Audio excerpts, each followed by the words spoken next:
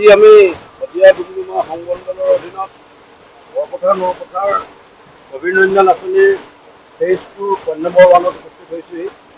এই আঁচনিখন আজি প্ৰায় 2-3 বছৰ ধৰি বিফল হৈ আছিল।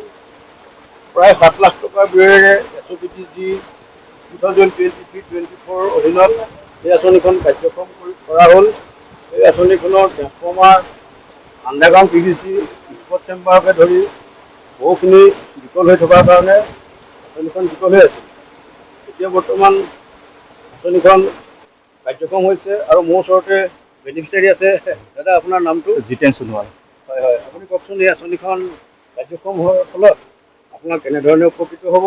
আমাৰ মানে ইয়াততো খেতিটো প্ৰায় মানে এটা খেতি ধোৱা হৈছিলে আগত, মানে তথাপিতো মানে বাম মাটিটো বহুত ৰৈ যায়। মানে এতিয়াতো মানে ধৰক পাম্পটো হোৱাৰ পৰা আমি মানে খেতিটো ভালকৈ হৈছে। বাম মাটিবিলাকৰ ভাবিছোঁ যে দুটা খেতি কৰিম, বিহাৰী বাছ আৰু এই মানে কি খেতি কৰিম বুলি ভাবিছে? এইটো মানে বাছ বিহাৰী আৰু মানে বুৰহো আৰু মানে মাটিদাল এইবিলাক কৰিম বুলি ভাবিছোঁ। ঠাণ্ডা দিনত মানে মানে হেৰি খেতি বাছ কি কয় সৰিয়হ আৰু আপোনাৰ মাটিদাল। হয়, শাক পাচলি কৰিব পৰা। ধন্যবাদ। আমাৰ এই আঁচনিখন কাৰ্যক্ষম হোৱাৰ ফলত আমি প্ৰায় 30 হেক্টৰ কৃষিভূমিত পানী যোগান দিবৰ কাৰণে আমি সক্ষম হ'ম।